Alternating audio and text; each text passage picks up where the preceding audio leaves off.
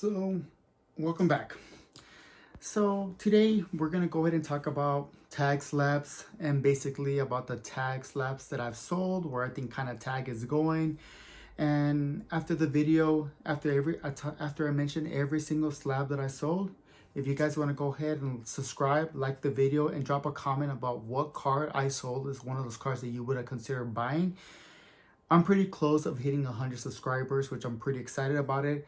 And if I hit 100 subscribers by the next video, I will go ahead and do this giveaway and give you guys a, it's only going to be an 8.5 Master Ball Electrode, but I think it's only seems fitting because my goal is 100 subscribers right now. So I'll go ahead and send you guys this Master Ball Electrode, and of course, only like if you guys live in the United States, please help me out and I'll help you guys out, so you guys can go ahead and get a slab. But let's go ahead and get started. So I kind of started grading with tag earlier this summer, and we're talking about June and July, whenever the prices were $15 per card in the bulk submission, which was kind of nice. And for the most part, I was kind of selling Japanese cards because Japanese cards was going to be the easiest way to source cards, especially through the hype, right? And grading up through them at $15, you can still make a pretty decent margin on them depending on the cards that you pulled. But even like in the art rares, going for like $30 to $40, you can make a pretty good margin after selling them, after grading them, considering shipping and fees. It's not a lot, but it's a little sustainable, especially if you want to keep funding your hobby and your collection, kind of like what I'm doing. Now, I think I did 2 submissions at $15 per card for the bulk, and now they upped their price at $20.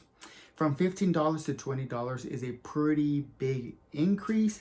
Now, I'm not entirely sure why that is, whether they're trying to cover up some of their overhead costs, so maybe that company doesn't go under, or maybe they're really that popular, they're kind of popping off. So, $20 per card seems a little bit, I'm not going to say high, because $20 per card and you only need to submit 10 cards to get access to the bulk price, not bad. That's $200 with no upcharge. So if you're looking to grade cards in a budget perspective, still, I believe that $20 per card in the bulk is the way to go. After this video, though, I don't know how long the Black Friday sale they're going to have is going to go for, but it's going to be $17 per card. So it might be something that you guys might consider doing if you guys want to submit something. I'm submitting it by myself, but then I've also already had like 3 submissions with friends and co-workers. And honestly, they're super excited. They see my cards, they see my collection. But overall, I think tag is a very positive thing, especially when it comes to like the millennials. Just for the simple fact that it's transparency, right? I'm going to keep mentioning that every single time as a fan, as a tag fanboy, right? But whenever you're coming into like the age where you're making big purchases, like your homes, your cars, you have a family on the way, having that transparency of what that thing is valued for and why like it got that great, it's huge, big peace of mind. Whether PSA decides to do that later on or CGC, it's going to be completely up to them. But I do believe, that tag has a significant foothold on that, and slowly but surely they're kind of making up some ground. I don't like what PSA is doing, but personally that's just me, right? With them buying back slabs and kind of trying to control the market and become the market regulator, since Pokemon, slabs and stuff like that is not regulated by the US government. So it can really be regulated by any people who have a lot of money, right? Hence PSA, right? Anyways, that's enough about that. Let's just go ahead and talk about the slabs that I went ahead and graded and have already sold. So this year I've graded the Caterpie for 151, sold. Snorlax from 151, sold. Sorry, these are the Japanese. The Japanese Raboot from Stellar Miracle, sold. A very popular card, and it makes sense because it's a very, very beautiful card. One of my all-time favorites. So much that I had to buy another booster box of Stellar Miracle so I can go ahead and grab it, and boom, that's right there. That's my Stellar Miracle Raboot. Fantastic.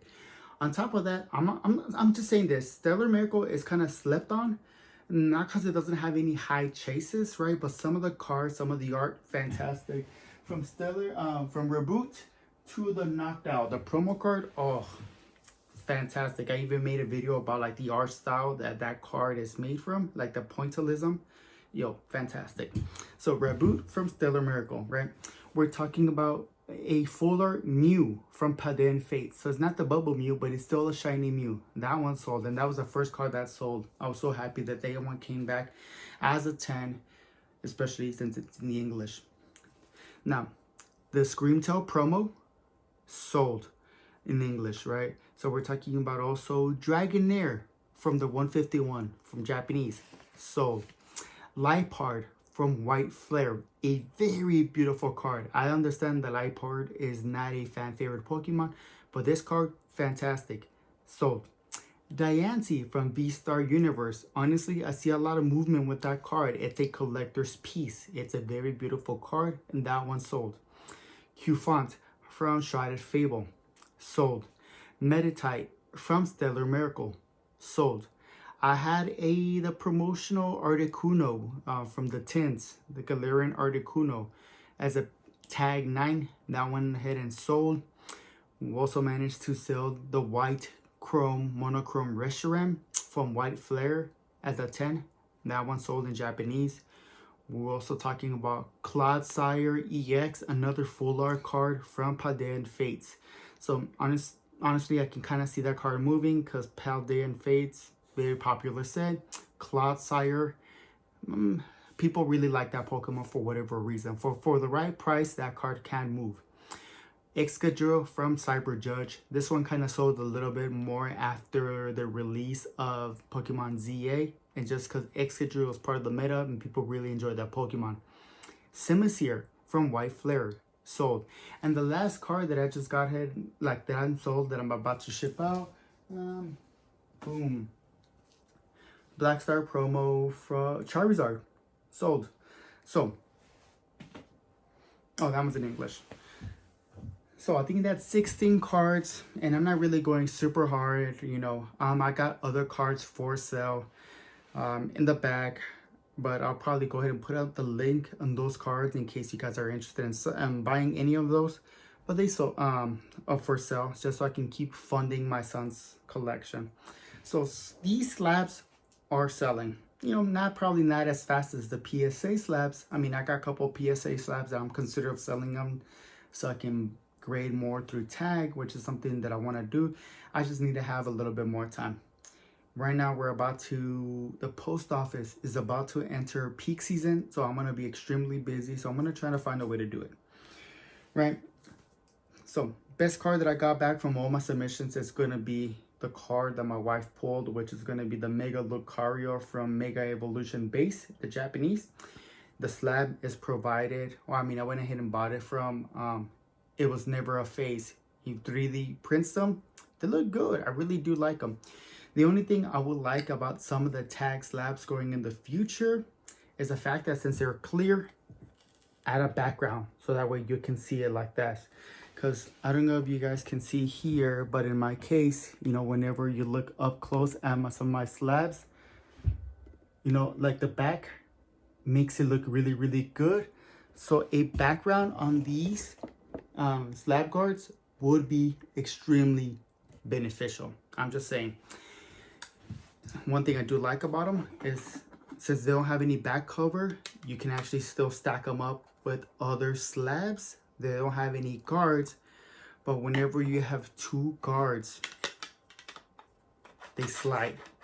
Don't like that. I would like for them to still be able to find a way to like make them stack, but you know, that's not I don't 3D print. Hopefully someone can kind of figure it out.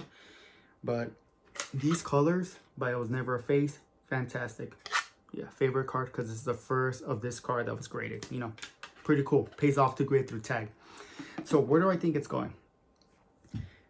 I think honestly tag is kind of moving at a good direction. I know it's gonna have a lot of things to overcome, especially against the big three, but I do see it falling in a solid fourth and potentially overtaking one of these companies later on as a big three.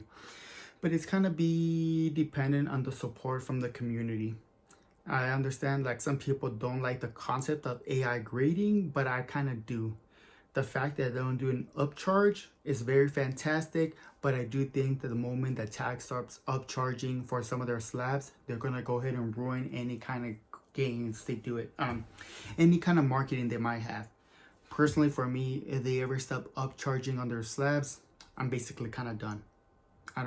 I will buy them from someone else, but I'm not gonna be grading through them if I gotta pay an upcharge. And you know, and that's not because I'm trying to be cheap, but it doesn't make financial sense to pay or to tip someone to get your product back whenever that's their job to do. That is so stupid, personally. That's just me. So I think they're going to head in a positive direction. It seems like they're getting a little bit more ground. Their social media presence kind of keeps popping off a little bit more, which is good. You know, I think honestly it's really, really good. I see more people talking about tag, whether if it's bad publicity or good publicity, than CGC. I'll tell you that much. The one thing that I really do love the most is the fact that a lot of the heat that tag was getting is how their slabs were breakable, which is stupid, right?